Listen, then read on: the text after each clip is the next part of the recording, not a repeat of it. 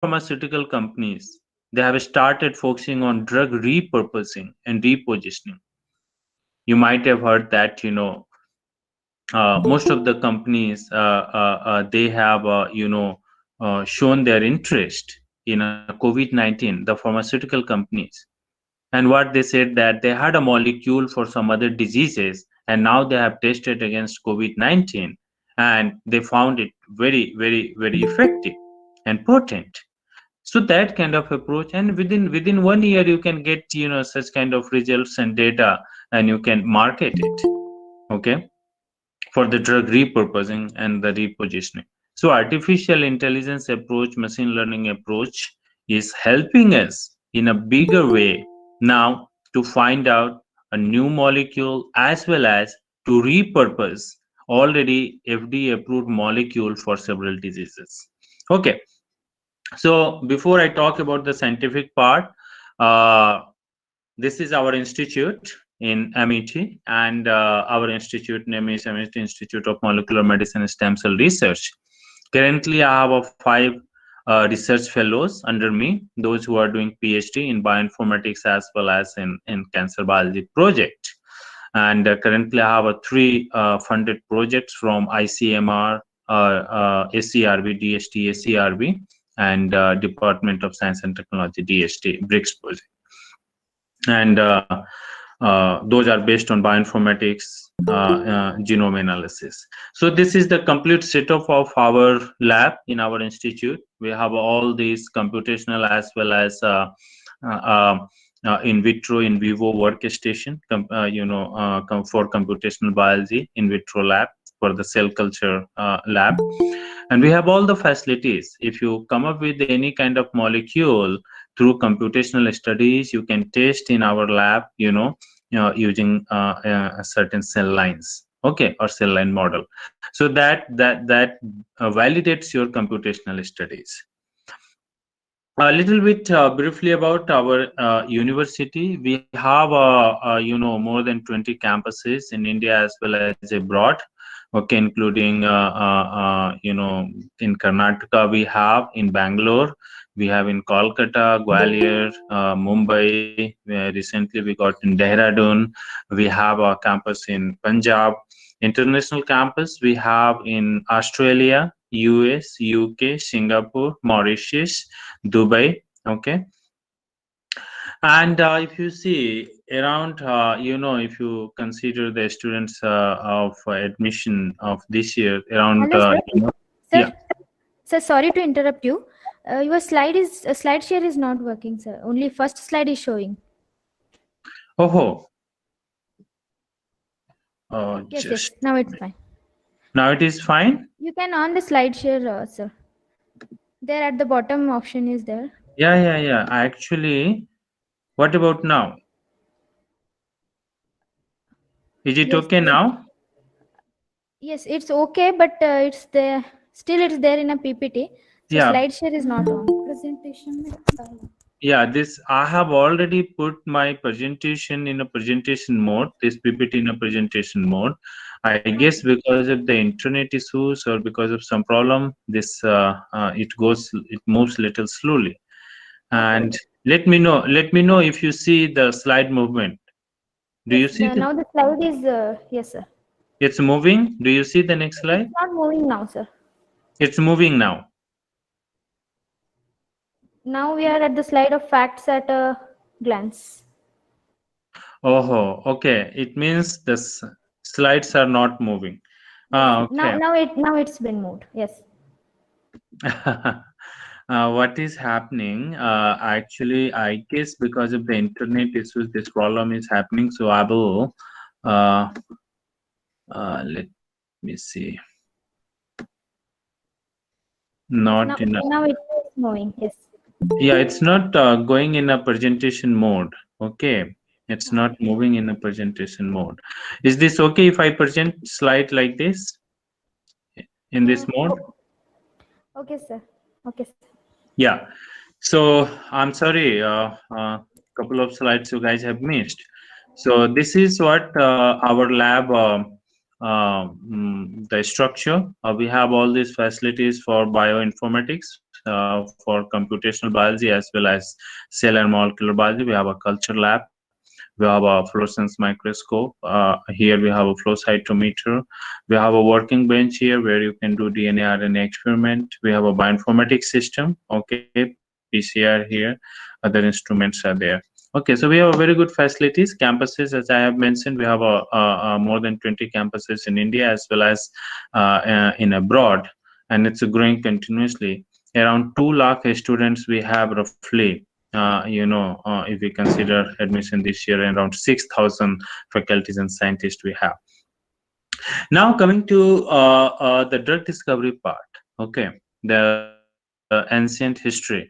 If you see of drug discovery, it's not that in the modern era only Sir, we have. sorry to interrupt you, sir. Please Yeah, press the F5, sir, so that everyone could see the slide, sir. actually, are you able to see my slide now?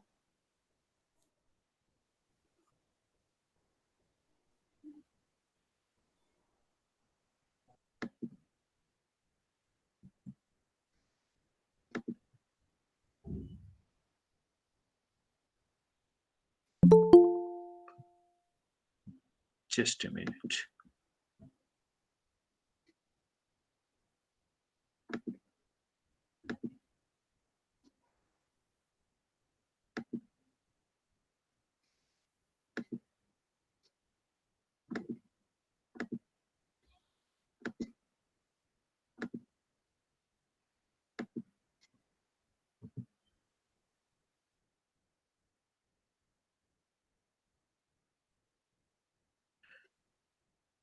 Do you see my slide moving? Are you guys able to see my slide moving, Okay, sir. or is just on a first slide? No, sir. It's ancient history of drug discovery, sir. It's okay, sir. Oh, okay. Yeah, let me know if you just see the if it gets stuck. So ancient history of drug discovery, not in just last 200 or 300 years we have discovered the technology to develop a drug, but since thousands of years, and specifically in India, we have this drug discovery approach, and we are following those things for the surgery as well as the treatment approach. We were extracting the active components from the plant, even the crude extract we were using to treat the patient for the injury. And so if you see the Indian history, even from the Ramayana time, when Lakshman was, unconscious, then, Hanumana went to get this, what is called Sanjeevani Booty, right? And that Sanjeevani Booty was given to Lakshmana to recover from the injury. Okay, the Vaid was doing research in a Lanka, in a Ravan's house. Okay, they had a lab, Sushen Vaid, and so he actually saved at that time. So drug discovery doesn't mean that the thing that we are studying right now in the book or in the text that came from the Western world, and we actually follow those things only. But if you see our historical book, okay, it is everything has mentioned there. Okay, so the drug discovery things, it's not a new, it's a quite a old approach. Okay, but we have time to time we have modified, we have evolved with that, and now this time we are using the best approach. It's called artificial intelligence in that. Do you guys see my slide moving? Let me know. Otherwise, I will use the PDF version of my PPT. Sir, select the whole screen share option while sharing the screen.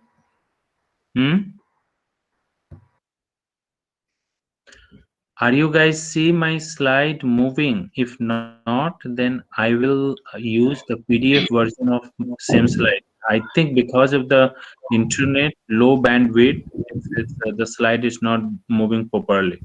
No, sir, this slide is not moving. Actually, you can select the full screen share. So maybe that will work. Otherwise, select the PDF for presentation, sir. I have already selected this full screen mode. And Okay, okay, sir. so So, now, so open the PDF, sir, because the slide is not moving. okay, Yes. fine. Thank you, sir. Yeah.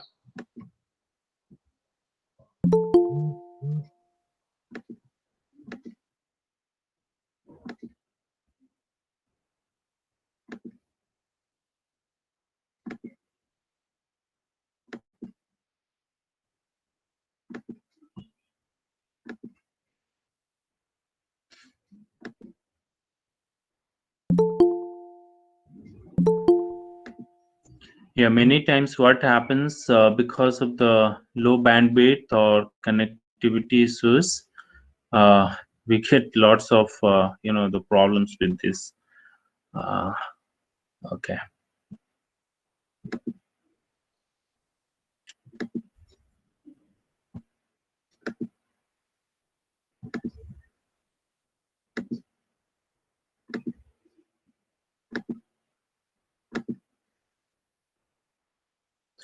So now this is in a PDF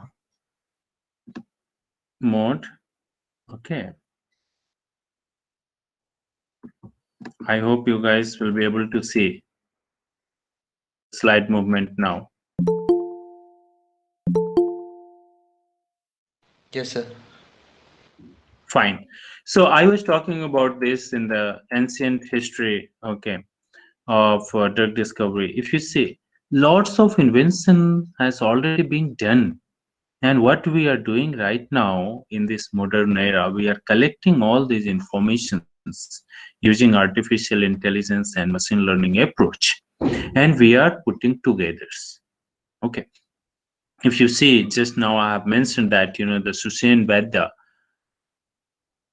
during Ramayana time, okay, he has saved, and he only knew that what kind of medicine and what kind of medicine can be given to Lakshman to save his life. So he told Hanumana, and let me tell you, that is the excellent example of personalized therapy. Nowadays we are using a specific medicine, we are discovering a specific medicine for a specific human being.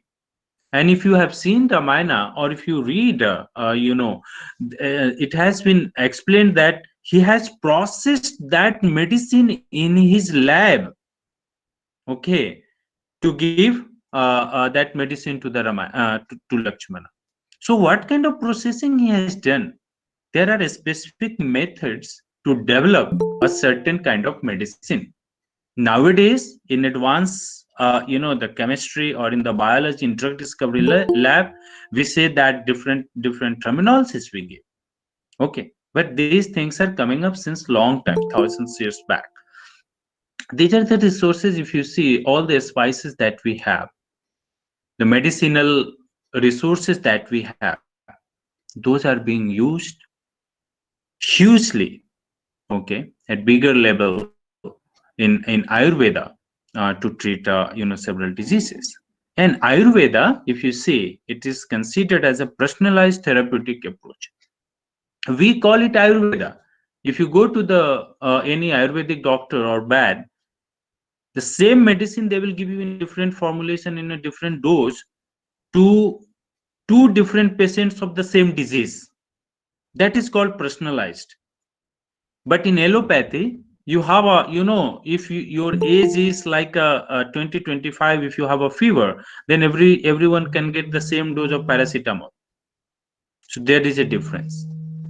Okay, but yes, every this therapeutic system, they have their own benefits and also the drawback. So Ayurveda is the science of longevity. It doesn't treat, but it cures. There is a difference between treatment and cure. Okay, allopathic medicine treats patients, but Ayurveda cures. Okay. The Ayurveda system of medicine is solely based on herbs and herbal compounds. Okay. Since long time, the Charak Samhita, you might have heard, you might have studied, some of you might have studied the Charak Samhita.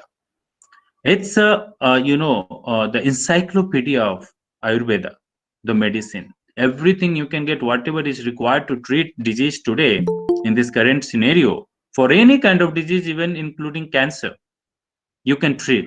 Even there are the medicine herbs that can cure genetic disorders. Genetic disorders mean the genes, the disease or the disorders that appears because of the gene mutation, that can also cure. Now you can see the potential and power of this Ayurveda. Here you can see the Susruta Samhita is written by Maharishi Susruta. He is a great the scientist, you can say, or the physician who has written the Susruta Samhita. He has described over 300 surgical procedures and about 120 surgical instruments. Now, if people they invent any kind of surgical tools or surgical, the instrument, most of the instruments are coming from Germany, not from UK. If you see US, Germany and UK, these people, they invent all these surgical instruments. There is a period called dark period for Europeans. They had no knowledge, nothing. In years, they got all these wisdoms. How come? Because these Europeans, they were traveling around the world, and they also visited India. Because Indians are very polite in nature, they are very their nature is just giving kind of nature. People, if they ask politely to give anything, they are ready to give. So those people, they came and they have taken lots of resources, lots of information from India only, and then in their own way they have rewritten those things in English, in their European language, and they have renamed the same thing after certain modification, and they have resold to the world, and specifically in India. You might have heard, the farmers were growing here neel ki kheti, that we used to say, that the blue color that we used to put in our white clothes, that the farmers of India used to grow that crops, and the Britishers used to bring that crop to UK and to get this neel, and they were selling back to the Indian people, and they were earning money. So lots of things, we had resources. Okay, those resources were either taken or stolen by other people, Europeans, okay, and modified in a different way. So the Rishi Susruta is considered as a father of surgery, and the first time he has done plastic surgery. He has reformed the nose through this plastic surgery. The skin grafting that we do today, that skin grafting concept now we follow in medical world, it's not from India. They say that this concept originated from Western countries, from USA. They have developed it, but we have a proof even 600 BCE. This Susruta, okay, he has performed this surgery. Now the point is, many people, they claim that, okay, we don't have resources, it's not mentioned anywhere, it's not documented. No, it's not like that. That is wrong information that people are circulating just to suppress our knowledge and resources. But now slowly, since this in this electronic time, everything is coming out. Okay, we have lots of resources, and everything is documented since long time. So we have a very good resources, and this is the why when we discuss about all these things, now people around the world, they have started accepting that even in mathematics, physics, not only in medicine, every field, the people have learned from India, either through the Indian's book or through the Indian people or through the from the Indian scientists, and they have modified those things in a different way, and then they have published in their own name. Okay, since English is the international language, so people, they write in English and they circulate this information. Okay, so another great scientist, the Maharshi Charak. If you read the Charak Samhita, it's an encyclopedia of Ayurveda. He's also considered as a father of medicine. He has explained each and everything that we study in medical field: human anatomy, embryology, pharmacology, blood circulation, okay, and disease like diabetes, tuberculosis, heart disease, several other diseases are mentioned there in Charak Samhita. But what we follow today, we follow the drug dose formulation that come from European countries or from America. Why? Because they are dominating in that area. And you know that how people dominate, because there are lots of things, political issues, money also matters. Okay, but the resources that we have, it's excellent. Nowhere in the world you can find such kind of resources, such kind of information that we have. And in last 5 to 10 years, if you see the activities in such kind of research, well, now they have started collecting all these information together, and then they have started putting this information. And this is the reason why lots of new things, even in ISRO, if you see, people are doing research. They have an interdisciplinary research team: Sanskrit people, mathematics people, biology people, chemistry people. They all work together. They have a team, such kind of international team in Banaras Hindu University they have made to get something new from our, the historical book. Okay. Even about the organs, the body parts, everything has been explained. It's already there in our historical book. It's only, it's a matter of how we read, how we investigate those things, and how we collect information from there. Okay.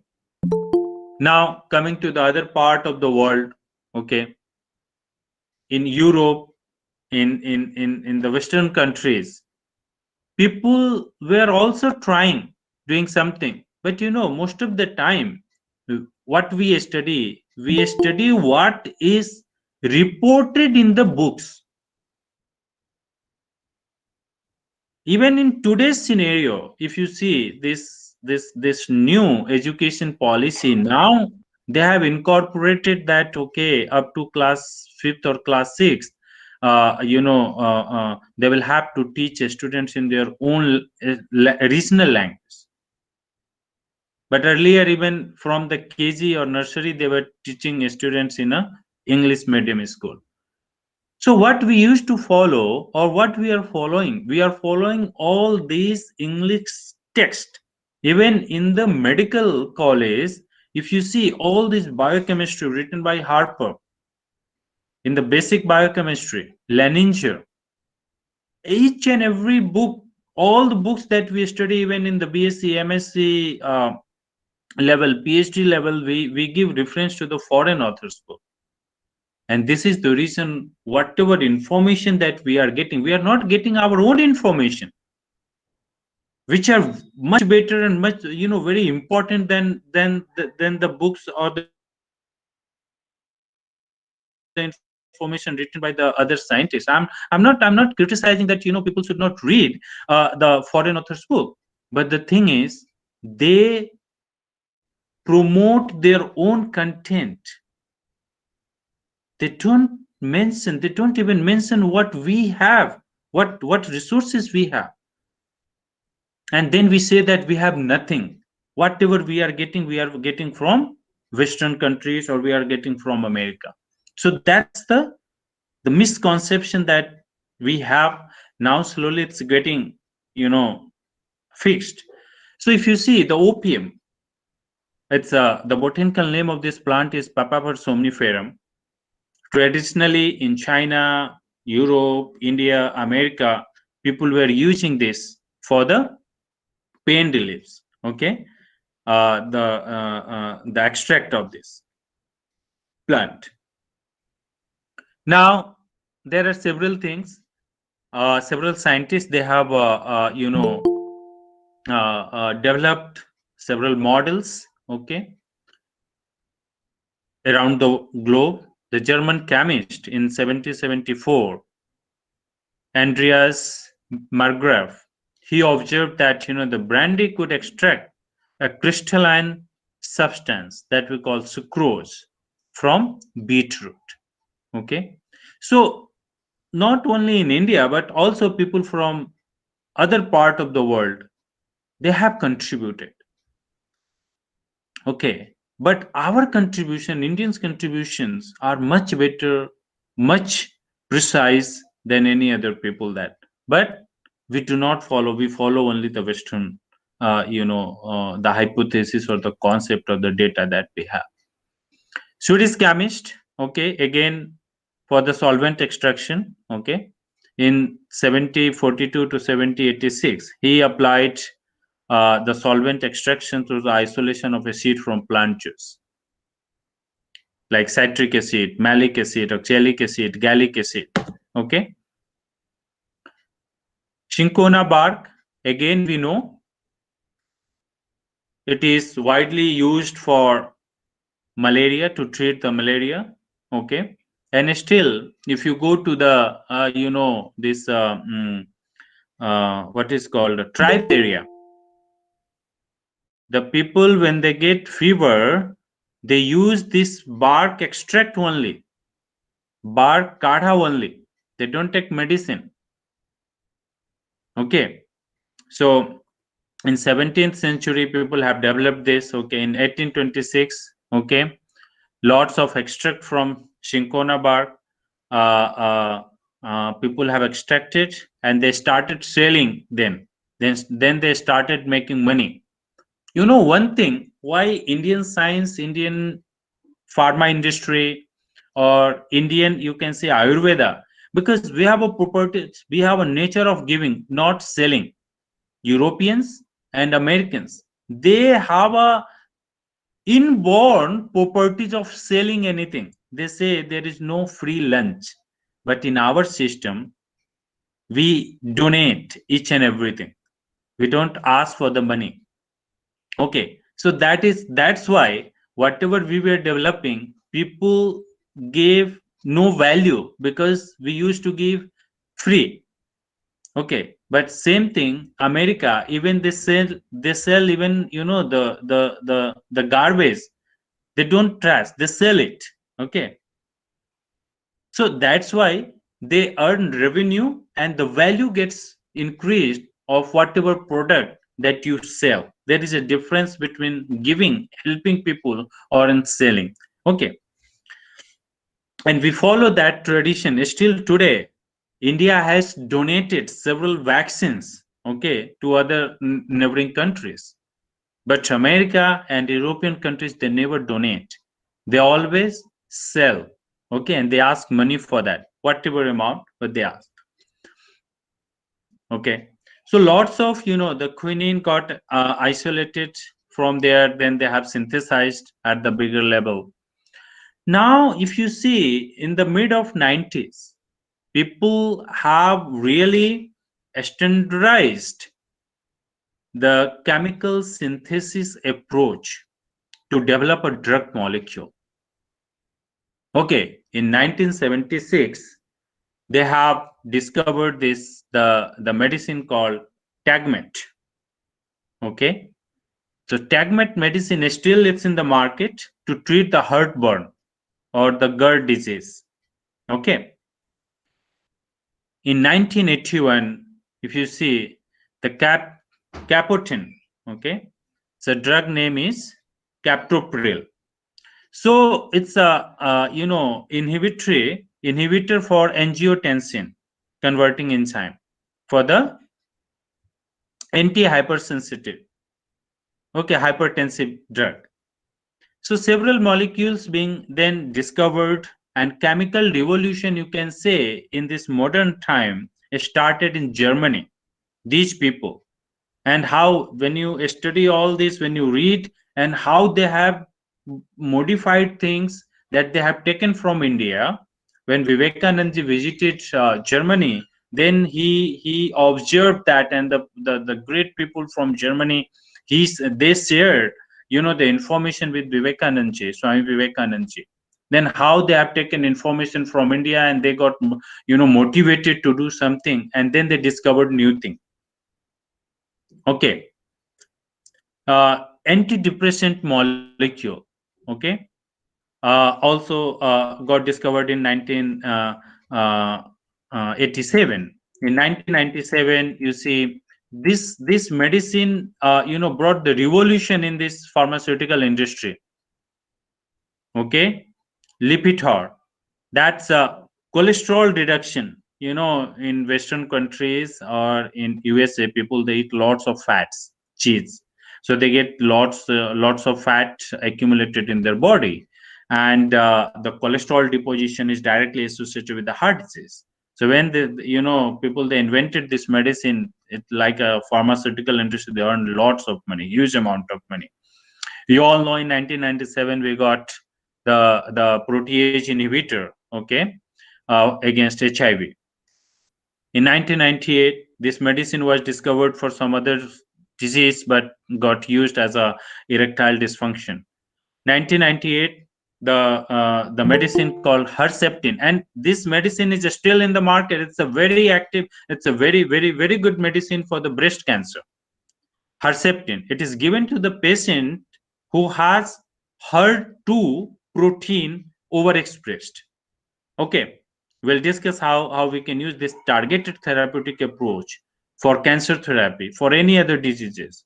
We need to identify a certain protein molecule for that first.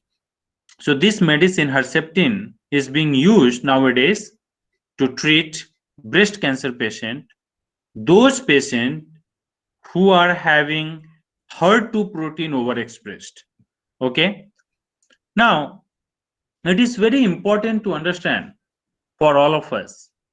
We have talked about the ancient therapeutic approach, drug discovery approach, as well as in the modern era, the medicine that we are using to treat several diseases, the historical point of view. Now question comes, how these chemicals turn into medicine, how much time it takes, how much money is required for that. Let me tell you the story of this HIV only. We have a central CDRI, Central Drug Research Institute in Lucknow. When people were working on drug discovery project, people invested billions of dollars to find therapeutic molecules for HIV, but they were getting failed. As I have mentioned that medicine, the HIV-1 protease inhibitors, now people are getting three medicine together for HIV. HIV-1 protease inhibitor, invertase inhibitor, and one more medicine is there. Reverse transcriptase thing, something like that. And working on 10, 15, 20 years, people were getting failed finally in the clinical trial. Now, with the help of artificial intelligence, with the help of machine learning, with the help of computational approach, you can design your molecule which can have a 90%, 95% success in the clinical trial level. And how you can do that? So what machine learning and artificial intelligence do? They utilize whatever information we have available, whether it's from the database or from the text, from the published literature. So we collect all the information, then we compare. We do the network analysis. We compare lots of things. Drug properties, structural similarity, the ADME properties, and based on that, we extract information, and then we say that, okay, if you use this particular compound against this particular target for a specific disease, it will work fine. Again, there are two approaches nowadays people are using. One is fast track. In a fast track mode, we use a drug repurposing or drug repositioning approach. And the other approach is traditional drug discovery. You guys might have heard that many companies, many, not one or two, there are hundreds of companies, they have closed their drug discovery project, they have closed their drug discovery plant. Those who were working on traditional drug discovery project. Let me tell you one recent example. In 2017-18, there is a Japanese company. I'm forgetting the company's name. The company was working with Dr. Reddy's here in India on a drug discovery project, and they closed their, the production unit, and then they moved back to Japan. And the reason was, when you do the traditional drug discovery work, it takes 15 to 20 years to get one single molecule, one drug. Even after 15 years, you are not sure whether your drug is going to be approved by FDA. Maybe it will fail in clinical trial 2 or clinical trial 3 or 4. In 4th, it gets, the marketed, but, in clinical trial phase 2, it has a more chance to get, the fail. This is almost 10 to 12 years it takes. Up to this point, 4 to 5 years, okay, this time now you can sort it,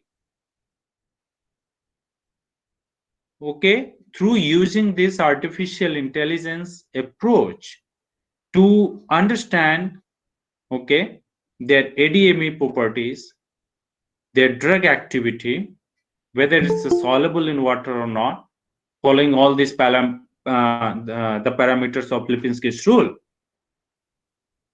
Second approach is drug repurposing or drug repositioning. In 90% pharmaceutical companies, if you see nowadays, they are following this drug repurposing and repositioning approach.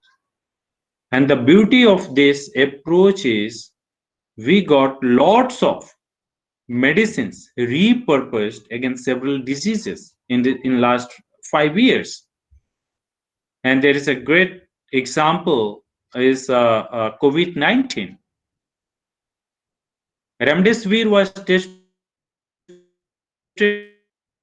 against Ebola. Medicine got approved for COVID-19. How? Because people were tested everything earlier, and with the help of computational approach, they identified that remdesivir is working well against this SARS-CoV-2. And this lower panel, if you see this drug repurposing approach, it takes fewer time. Even in a fast track mode, within 1 year, you can come up with a drug molecule, or you can come up with a specific solution for a particular problem. And this is the reason why we have a vaccine available for this COVID-19 today, because the vaccine got repurposed in a fast track mode. So what we do, what we use next generation computational methods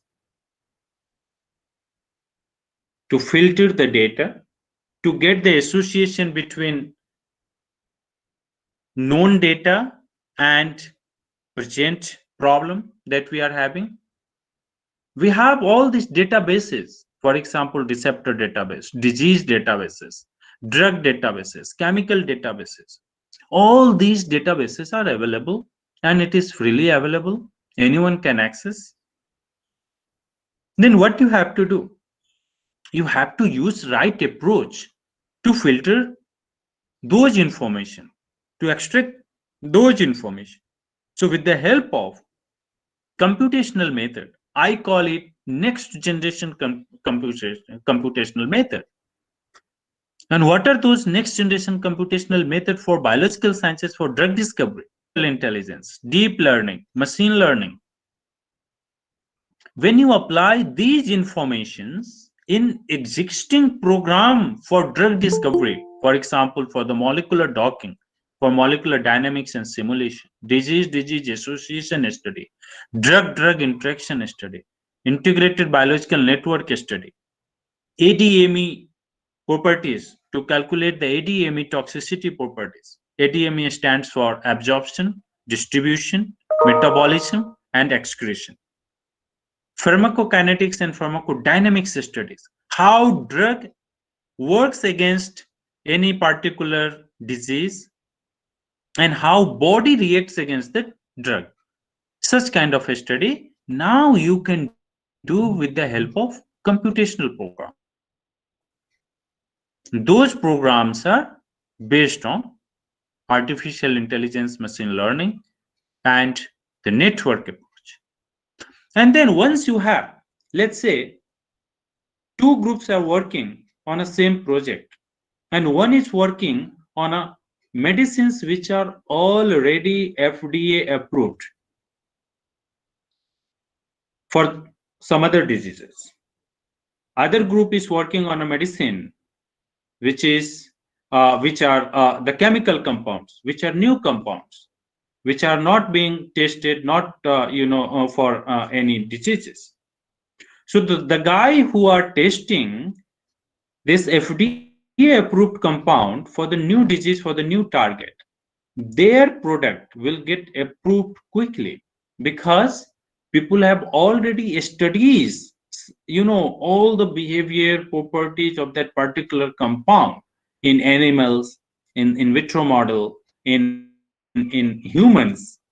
Okay, so just a matter of getting how that particular compound, which are being already approved by FDA earlier, it's interacting or it's reacting against any particular protein. So in a fast track mode, you can bring such kind of a molecule in the market for a specific disease, where you will get some kind of freedom, okay, for the clinical trials and all these things. And then finally, you will have a repurposed drug. That drug can be used to treat the new disease, okay. For example, let me give you one example, that aspirin. There are several studies people have done. We take aspirin, it's an analgesic antipyretic medicine, aspirin. When we get headache, analgesic means it's a painkiller.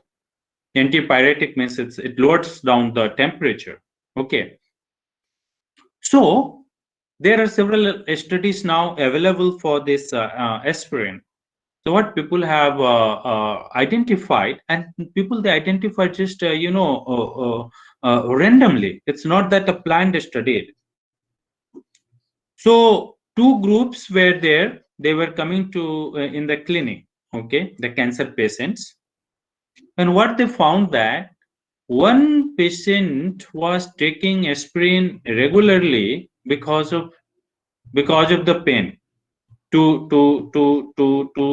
lower down the pain, okay, to management the pain, and other group was not taking that medicine. So what they identified, they found that the group of people, those who were taking aspirin as a painkiller, they got less chances of cancer, okay.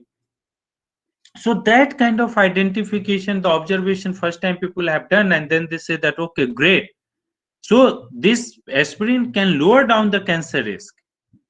And then lots of people, they started investigation on that day, and they investigated, and now still work is going on, and there are huge studies then people have done. So same kind of studies. Now if you see, most of the companies, they are focusing on repurposing, not they are discovering the new molecule. Though we have a databases, we have a chemical structure, all these things are available now, okay, but discovering a new molecule from the scratch, it's really time consuming, it consumes lots of money, and it's a big hurdle. So now people are focusing on drug repurposing. I will discuss how we have repurposed, the several drugs against this SARS-CoV-2, COVID-19.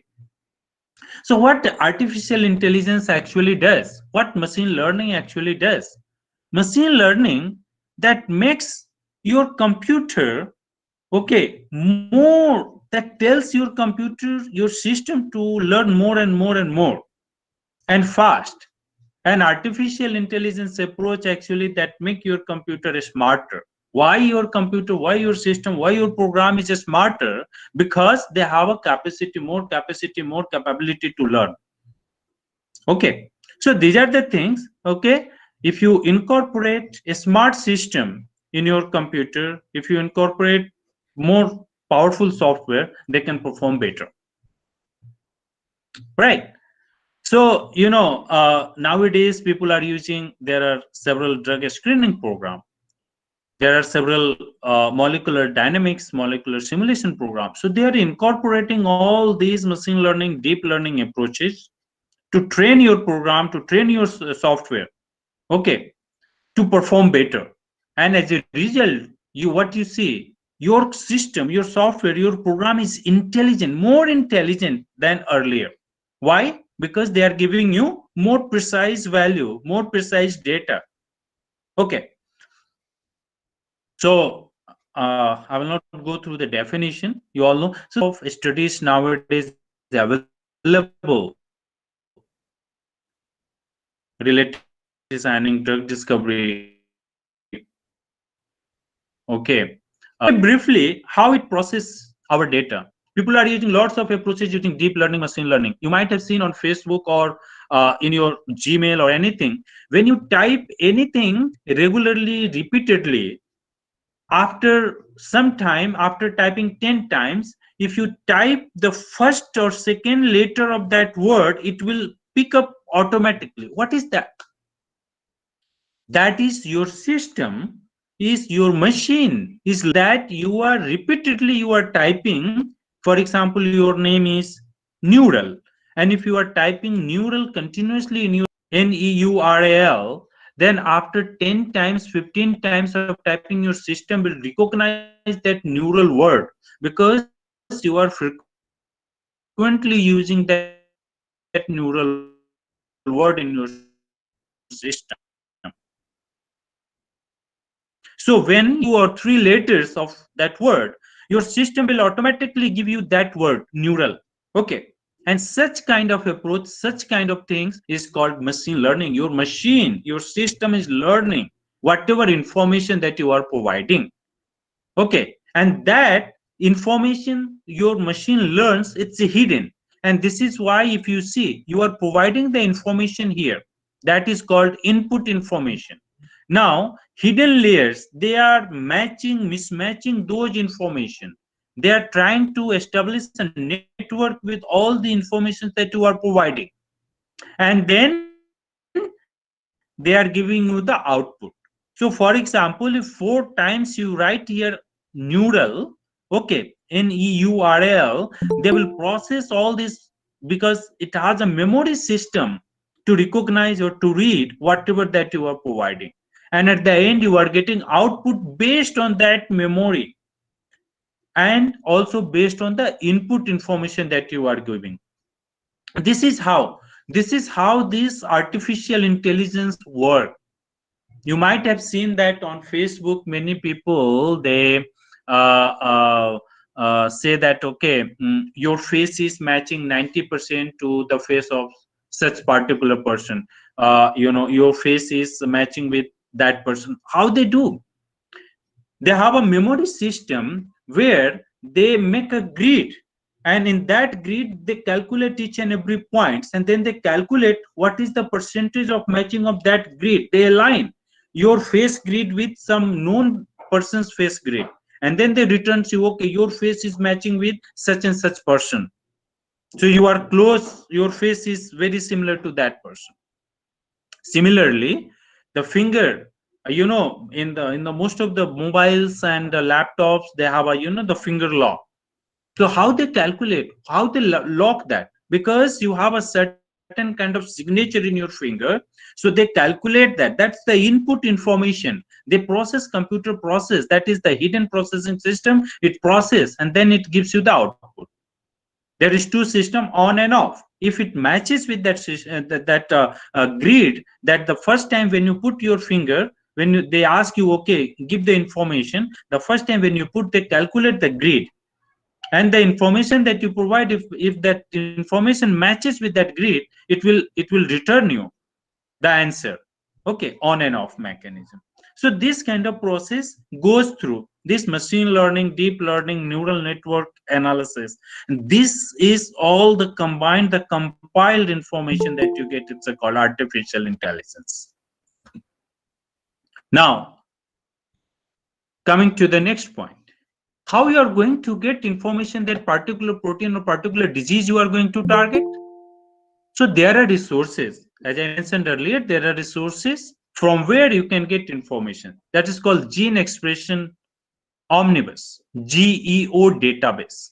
GEO database is a database freely available, the publicly available database from where you can get the gene and protein information related to any diseases. You can use artificial intelligence information to analyze those genes, to identify a specific mutation, to identify a specific target in a specific disease. You can say that that particular protein is overexpressed or particular protein is down targets to screen thousands and millions of drug or a small molecule against that target. There are certain programs that can be used for the database normalization. Okay, these are certain examples: RLE, Quantiles, TMM, okay, RPKM. These are certain normalization programs that can be used. There is a very, very good, because you guys are studying bioinformatics, there is a very good package in a R programming language that we call Bioconductor. You might have heard about this Bioconductor. Okay, so if you use this Bioconductor program, it has a lots of program. It's a freely available. It's an open source program to analyze such kind of bigger databases to get the right information. Okay, so if you analyze, your raw data, the raw data that you download from GEO database, you will get certain information, what kind of proteins, what kind of genes, using this Bioconductor program. And then further using different programs nowadays available, including Metascap, to identify a specific gene, a specific annotation, a specific analysis from this database.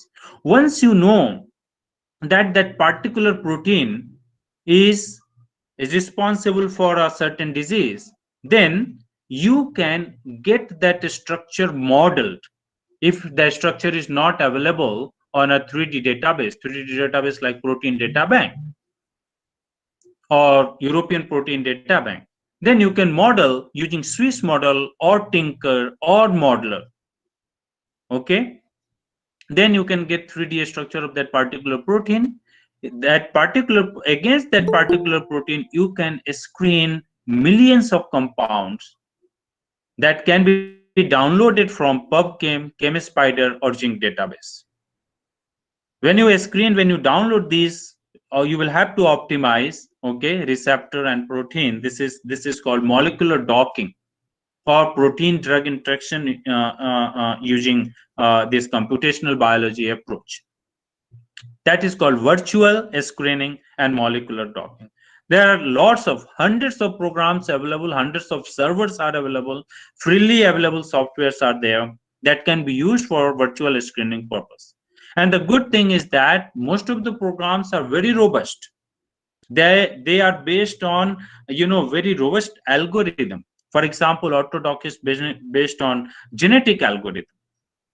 Okay, similarly, other programs have a very robust algorithm that can be used to screen to find a very perfect fit of ligand against that particular protein, as you can see here in this picture. And then once you know that that particular protein has a good value, it can interact very efficiently with that protein, then you can go further to check their stability. That is called molecular dynamics and simulation. Okay. Molecular dynamics and simulation can be done using certain programs, several programs, Umber, Gromad. How long your drug molecule is stable with the proteins that you have selected. These kind of things can be easily done using computational approach. And here, earlier we were using lots of programs. Now every day people are using this machine learning, deep learning, network. They are inserting these algorithms into their program to recognize, the very effective molecules. So it has a huge application in drug repurposing and drug discovery. Now, if you see the drug discovery, the timeline here, the rational drug designing since till 1995 were very effective. Then gene to screen. When in 2001, when we came to know, when we did the whole genome sequencing of humans, lots of advancement happened after 2001 only. Now we know each and everything, how which gene expresses when, which gene will express at what stage of our life. And if we study the disease versus normal data, when we analyze, we can compare, okay, what kind of expression proteins, genes are changing in a diseased patient, in any specific disease. There, you can apply this deep learning approach to remodel the algorithm, to remodel the approach, that deep learning program, and that can give you more efficient the outcome, more efficient data. Okay, that we call artificial intelligence. Now you will be surprised to know there are lots of startups in last 5 years. They have started their company, their business using this artificial intelligence approach in drug discovery. Lots of pharmaceutical industry, almost all pharmaceutical industries nowadays are using this approach, drug repurposing, and they are incorporating their AI data, machine learning data, to find an effective molecule against particular disease. Even the molecules which are already being discovered and already they are in the market for any disease, to lower down their toxicity, people are using this approach. People are checking if we can change any functional group or any chain or any pharmacophore study they are doing, how to lower down, how to reduce the toxicity effect using this artificial intelligence approach. So lots of things are being investigated nowadays. People are doing lots of investigation in this area.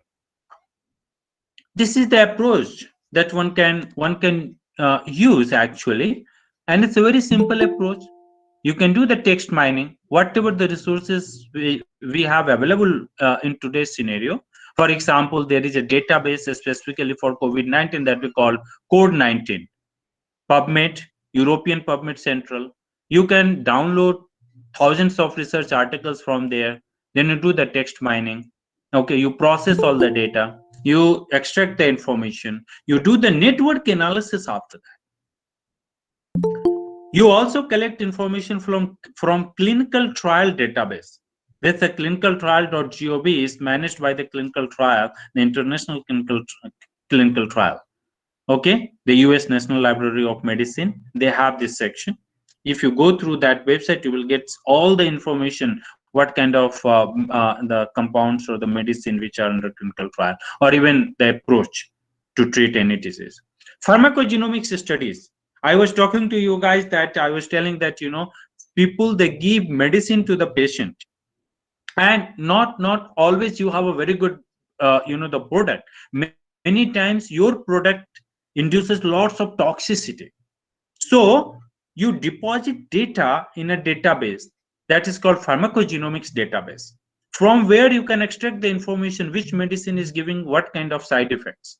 You remodel that medicine, you combine some other factors with that you know, the medicine, and then you can develop a new therapeutic approach. This we have you know, proposed for the COVID-19 actually, because lots of you know, the toxic effects of the medicine we have seen in the medicine that we are giving to the patients, even after post you know, the recovery, the post therapy. Now I will talk in a little bit detail about the COVID-19, because our lab extensively worked on this the next generation computational approach they have used for this COVID-19 to find a smart drug molecule, or the repurposed already the drug molecule that people have already identified earlier. So we have worked on that. We have published around 20 research articles on that. As you can see that, you know, lots of target proteins are there in COVID-19. So as a bioinformatician, you can identify one of these targets that can be tested, that can be used to screen a small molecules or repurpose the drug. Okay. So this is what the in silico drug designing, drug repurposing approach we use. There are databases. There are already FDA approved drug or new chemicals. Then you can use molecular dynamics, molecular simulation. You can identify the drug-like properties from there. Computationally, you can see, you can study ADME properties of the drug molecule. So we have published this article long back against this COVID-19, where we have a screened FDA approved drug molecule, as well as the phytochemicals. Okay, several other papers we have. So what we have identified, there is a plant called Wittenia somnifera. Okay, I believe you guys have heard about that plant, and the common name is ashwagandha. Ashwagandha is one of the most active you know, and potent, you know, the Ayurvedic you can say the plant product that can be given to the COVID-19 patient to recover. So what we have found, that these are vitaferine, that is the active component of Wittenia somnifera, Vitanilwide D, ashwagandha nilwites. These are very active against this SARS-CoV-2, and we have used protease inhibitor of SARS-CoV-2, and these compounds work really very good. As you can see here, it interacts at the active site of this main protease of SARS-CoV-2. Okay, further this is the, you know, the ashwagandha, that's the Wittenia somnifera, as you all know.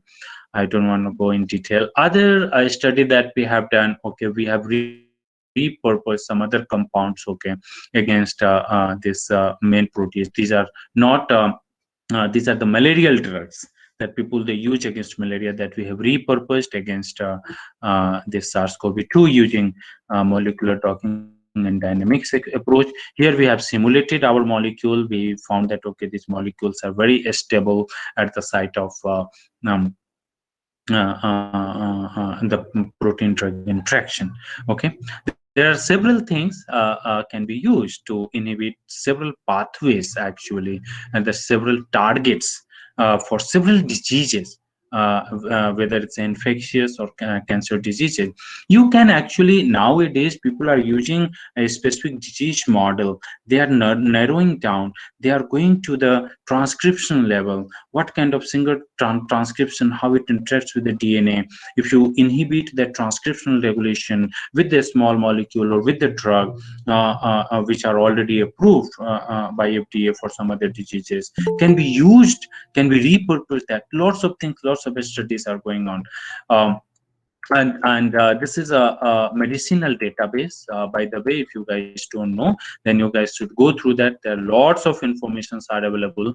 You can get information from there. You can retest against several diseases, okay, those compounds, because people have just made a database, but they have not tested.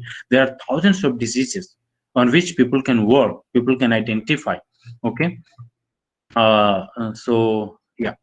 So what is, these are some databases that from where you can extract the information. You all know protein data bank, from where you can get 3D structure of the proteins.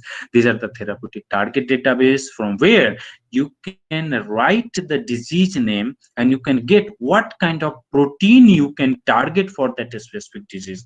So these are the target information, COVID-19 information. In case if you are interested in working on the COVID-19, drug bank is a freely available databases of approved drug and their targets, so you can recheck the information. And this drug bank database helps a lot, okay, us to understand how that particular drug work against that particular disease, okay.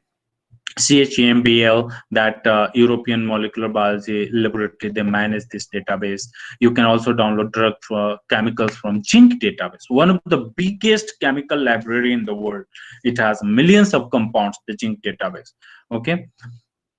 PubChem database, we all know that here you can get drug information, clinical trial. These are the databases from you can get information. Since I have worked on COVID-19, I have repurposed several molecules against COVID-19, and this is the database Accelera, where you can, this is the drug repurposing database for COVID-19. Whatever molecules that people have repurposed, they have identified, they have reported, they have all these databases. So you can also get information from this database to work on your project. So this is the model that we have developed, how we can use information from the clinical data, from the clinical patients, using text mining or data mining. Okay, this is the SARS-CoV-2 infection, and you get information from there using data mining or text mining. Then you identify target, a specific target, and that against this specific target using computational approach.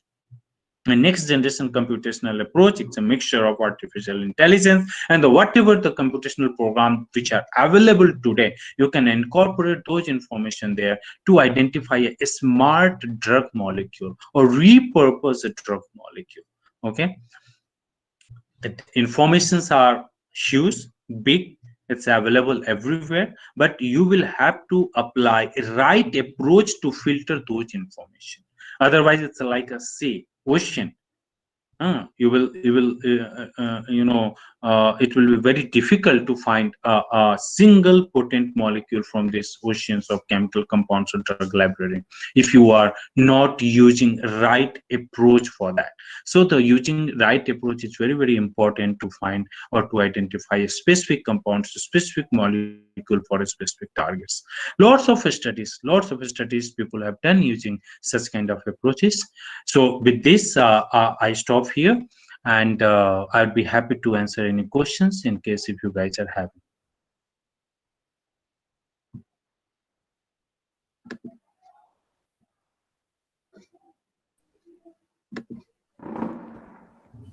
Thank you so much, sir.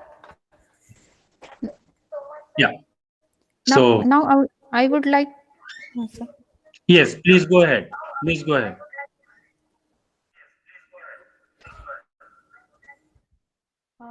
The session is open for the discussion now. The participants, if you have any questions, you can ask.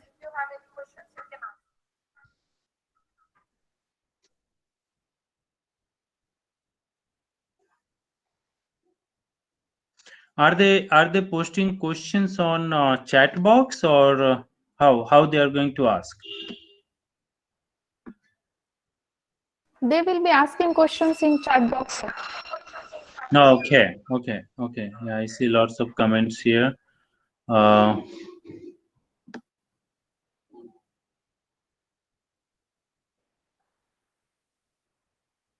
Is there YouTube live for today's session, sir? I have no idea. Maybe the program coordinator may tell you whether there is a YouTube session or not. Okay.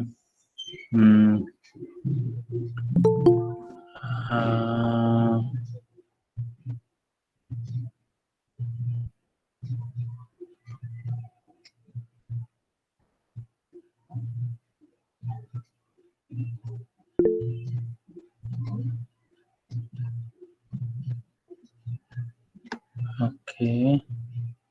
Feedback link. Someone has asked, can you refer us some material regarding AI-driven CADD? Yeah, certainly. I will provide that information to the coordinator.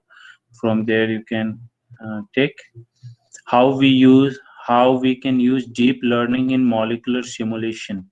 Okay, great. So that's a very interesting question. So in the deep learning, what computer actually does, it records you are giving as an input data. Okay, and deep learning processes, it's an iteration, 1,000 times, 100 times. It processes your data and try to refine that based on your input. Okay, and for example, in case of molecular dynamics and simulation, in molecular dynamics and simulation, what happens? Your protein and ligand simulates, okay, against your ligand simulates against the protein, and at the active site, and wherever it finds the perfect match, the perfect binding, it stays there stably. Now you can use this program, this deep learning program, to change the pharmacophore during this simulation. So let's say if you are using 3-4 functional group, you are not sure that, okay, which one will work better. So you can design a program, you can write a script using this deep learning approach. That program can be incorporated in your Umber tools, which is a most common program that we use for MD simulation. There you can incorporate such information, and when you call that program for MD simulation, it will automatically get incorporated, and it will compare all these functional groups, and whichever will give you the more stable interaction between protein and drug, you will get that. Second thing, lots of parameter, automatic solvent condition you can change during molecular simulation and dynamics and simulation. Let's say water or salt concentration, you can increase, decrease, you can increase and decrease the time. You don't have to sit manually that 100 nanosecond, 200 nanosecond, 1000 nanosecond you are going to simulate, you are going to compute that data. No, you can set that this deep learning approach. Okay, you can write a script, you can set that, okay, I want for automatically get upgraded. If you are not getting good data up to 100 nanosecond, it will go automatically for 200. Then even then, if you are not getting for good data for 200, it will go for 500. So you will have a trajectory, the path for your simulation. So there's several things can be incorporated, okay, using this deep learning approach. Very informative sessions, sir. So nice of you. Thank you. How can we implement artificial intelligence for any specific disease through drug repurposing approach? This is very interesting. For example, let me give you one example. Let's say one medicine is FDA approved against malaria, and you know that particular drug is inhibiting that particular receptor or particular protein molecule, okay, which is responsible for malaria. If you know the 3D structure conformation of that particular protein, you can have a 3D structural similarity approach based on AI, based on deep learning, neural network, you can develop a program that can scan this protein against whatever target that you want to identify, and then they will give you, okay, this protein from some other disease is matching with already identified target, and this is the drug that interacts with that, so you can use this drug against this particular protein. So this is called drug repurposing. It's a very simple. You don't have to use high computing system. If you write such kind of deep learning AI based program, then that makes your job easy. Okay, what I discussed, that artificial intelligence is not just it's not a kind of the big thing. It that makes your system smarter. You have already program, you have already system, but the approach that you are using, you are incorporating using this deep learning or network analysis, that makes your system much smarter than the whatever the approach that you have previously. Okay, so that can be easily done. Is there any AI startup in India? There are hundreds of startup. People have started AI based only, not only in drug discovery, but in several areas. AI based startup people have started recently in agriculture field also, in education, how to train students, AI based approach. Okay, and government is focusing hugely on this approach. And AI is not something big thing. If you know simple programming language, if you know the algorithm, you can implement this machine learning approach, you can implement deep learning neural network approach, you can write a script, and whatever software that people have already written, you can incorporate, you can compile, you can add that program, and then you can execute, so that you can get better result. Okay, and there are lots of, if you search on a government portal, you will get lots of hundreds of startups in AI nowadays. Okay, all those are young students just after BTech MTech, they have started their company and they are doing really good. Okay, let me tell you, I was in this entrepreneur cell, the meeting 1 month back, and I was the judge for the presentation that Amity University actually organized at national level. So one student presented AI based approach to decode the corruption in bank loan. Now you can understand how deep people are going, how one can detect, how one can decode bank corruption in the bank loan corruption. And when you first time when you think when you hear that thing, it sounds like weird. Then how one can use this artificial intelligence? Normally people use in a IT area, like in a social networking or in computer sciences in this area. But when I went through all this presentation, I saw that that's an excellent idea. And what they are doing, they are collecting data of all the loan holders. They are collecting information, they are collecting their background information, they are also collecting their the police charges, all the corruptions related to that, and then they are comparing file, which loan holder will be having 10%, 20%, 90%, 100% chance of doing the fraud with the loan.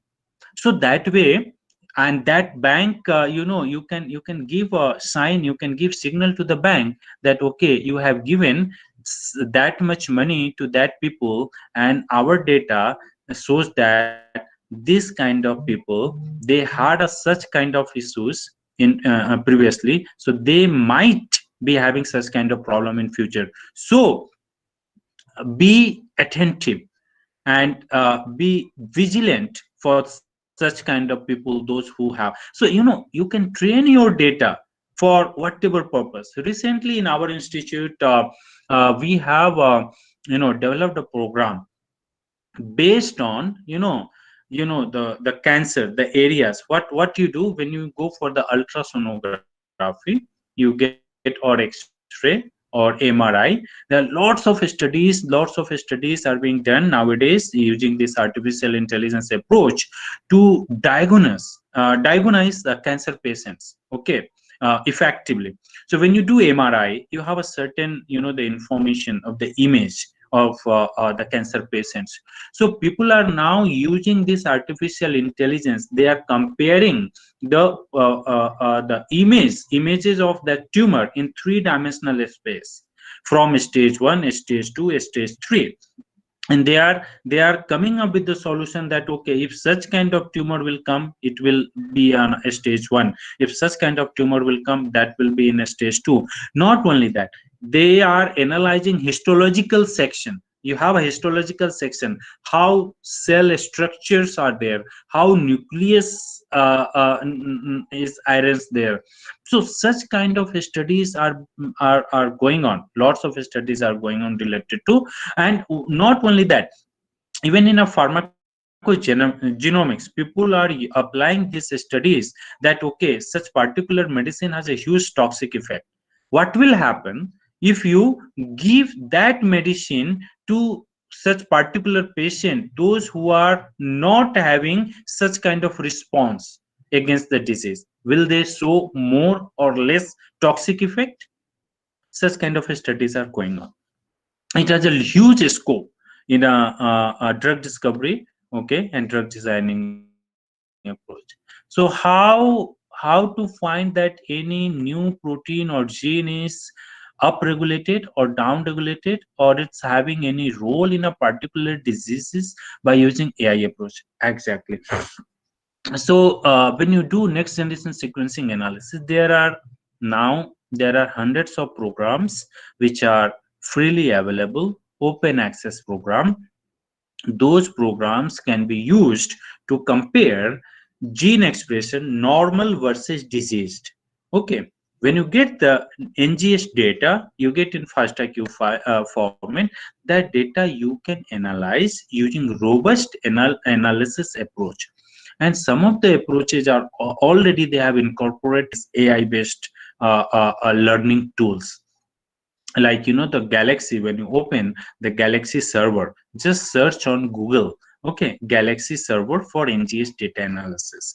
They have lots of program based on this neural network, based on this deep learning. They have incorporated recently for the data analysis purpose. So there you can get a very good, very effective data of gene expression, and that data can be used further for therapeutic as well as diagnosis purpose. Thank you for the informative lecture. Very inclusive presentation, sir. Informative session. How AI is used in drug design. Nowadays people are using fragment-based drug designing. If you remember, I told you guys that if you have a protein, just like this, if you see, this is a protein which is responsible for certain disease, and now you have a drug molecule that comes and binds to this protein. Now you imagine that if this functional group is not right to interact with this protein, this amino acids of this protein, then using this fragment based approach, there you can use this artificial approach to select the right, the functional group, that is called pharmacophore activity, to check whether particular amino acids, and it gives you more stronger interaction or not. So for the screening purpose, lots of things are being done, and people are using this approach, okay, pharmacophore based drug repurposing drug designing approach nowadays, which are based on AI and artificial intelligence. Okay. What is drug repurposing? It's a very simple. Drug repurposing is that we all know paracetamol. Paracetamol are being used for the as a antipyretic, as a anti-fever. Okay, if you have if you can check that if paracetamol can be used for cancer as well. And if you find that there are certain proteins which are involved to cancer growth, if paracetamol interacts with that protein and it lower downs the cancer growth, that is called drug repurposing. Means the same drug, same drugs which are being used for some other diseases, if you are using that drug to cure some other disease, that is called drug repurposing. Okay. And is AI a part of CAD? How AI is used in drug designing? Please explain the process thoroughly. CAD is computer-aided drug designing, as I told you.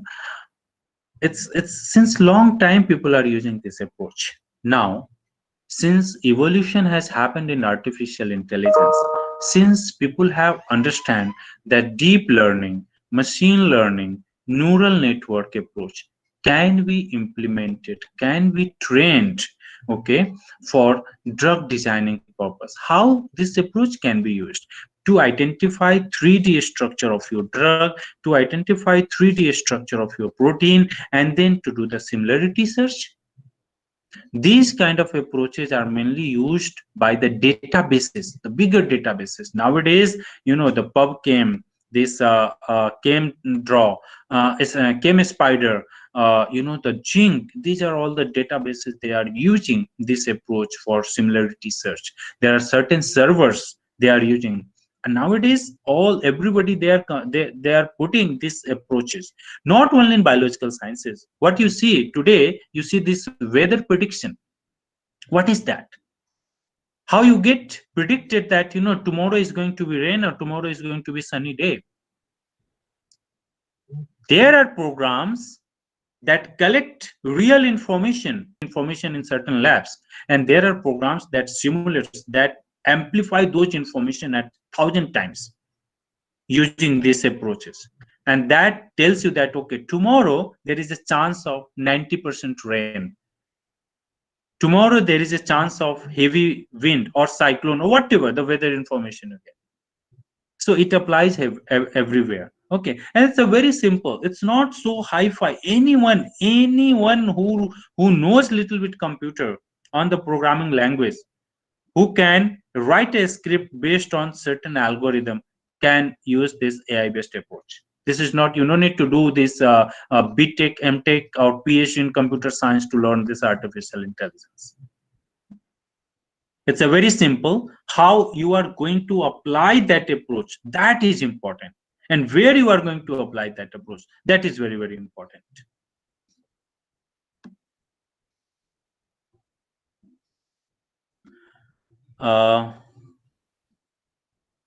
Speaker organizer, okay. Which programming language is best for AI drug discovery, sir? The Python and Perl you can use. Okay, these are more with you know, the familiar language for the biological students. They are very good, they are very good. And also try to learn R. As I mentioned in my lecture, there is a bioconductor, there is a program called bioconductor. It has a huge resources for biological science. It's huge, starting from, you know, the data analysis to the data plot to the gene expression analysis. It has, you know, the sequence similarity, huge information it has. Okay, so you can use that, Python, Perl, R. Okay. And sir, but if one drug is targeting a human receptor, okay, then if we will repurpose that drug, like one drug target try to use for another purpose. So if you remember, I told you guys, the real drug repurposing, it takes 10 to 15 years, where you do pharmacokinetics and pharmacodynamics study in mice first, then in animal, to understand the toxicity. When you collect the blood sample and the urine sample, then you analyze, you do the HPLC, you do all these proteomics, metabolomics, you identify secondary, tertiary metabolites, how this metabolite interacts, okay, how much drug interacts with the protein, how much drug is coming in the plasma, in serum, in urine. That will tell you that whether that particular drug is interacting with more than one protein in any disease in our body. Okay, Now, the question is, how, if one drug is already approved for the cancer, that can be used for some other disease? When you study the signaling pathways of all the genes and proteins that works in our body system, it is interlinked. Not that one protein that if you are targeting, that particular protein only will get inhibited. There are several downstream proteins, downstream targets.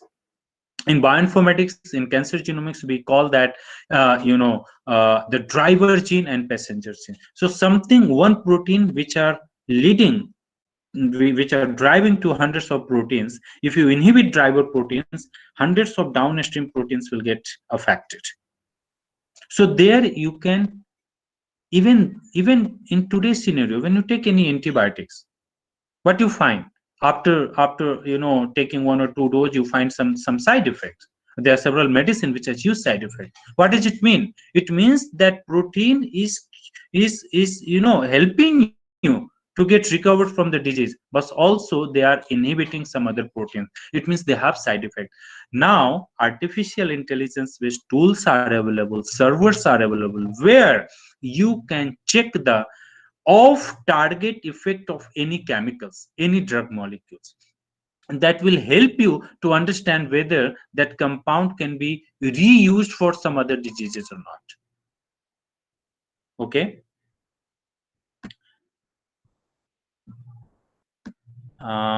That's all. The last question is, which feature we should have to select for mutation or drug for building potential cancer predictive or prognostic model? Okay. Actually, for the mutational analysis, if you see, we compare the gene set, the data set, with the reference data set.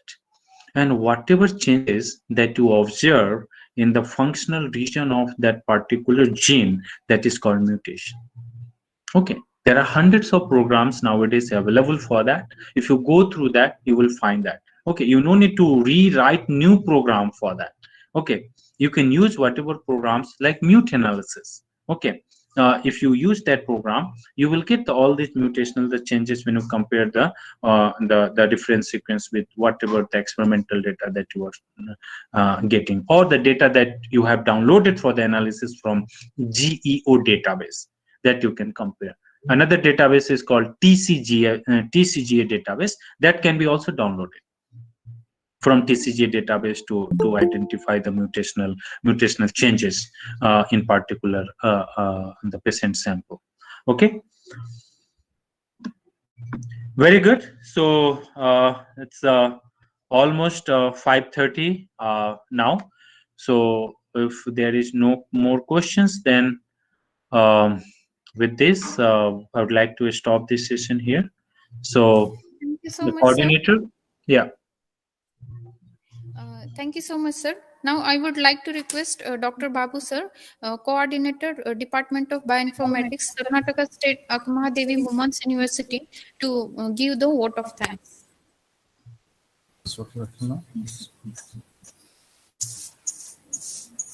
Yes, good evening to all. Good evening to all participants. Hope you enjoyed the 4th day session by Dr. Dhruv Kumar,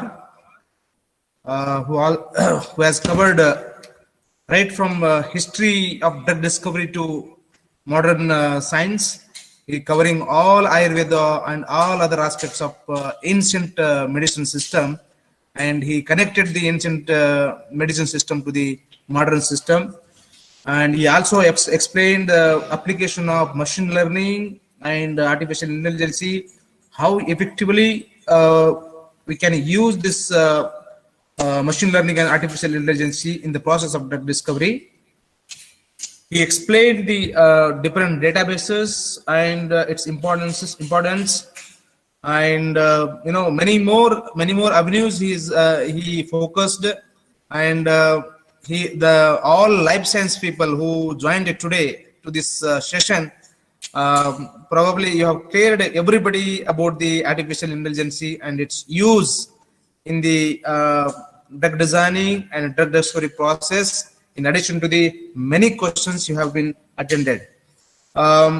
You have also, highlighted the avenues and the applications of this avenues and the opportunities of artificial intelligence for youngsters to become an entrepreneurs.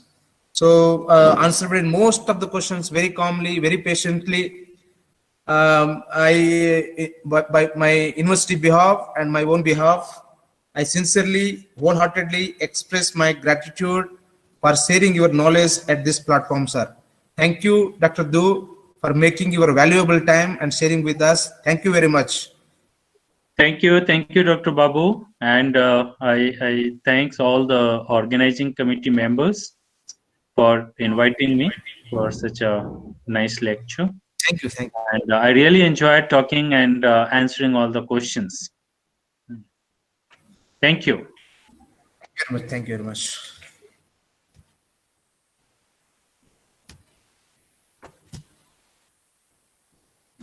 You continue.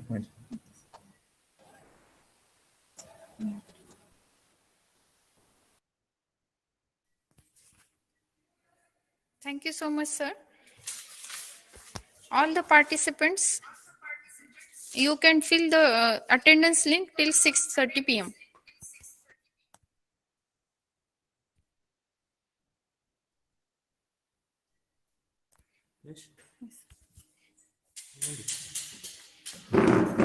I declare here session is completed.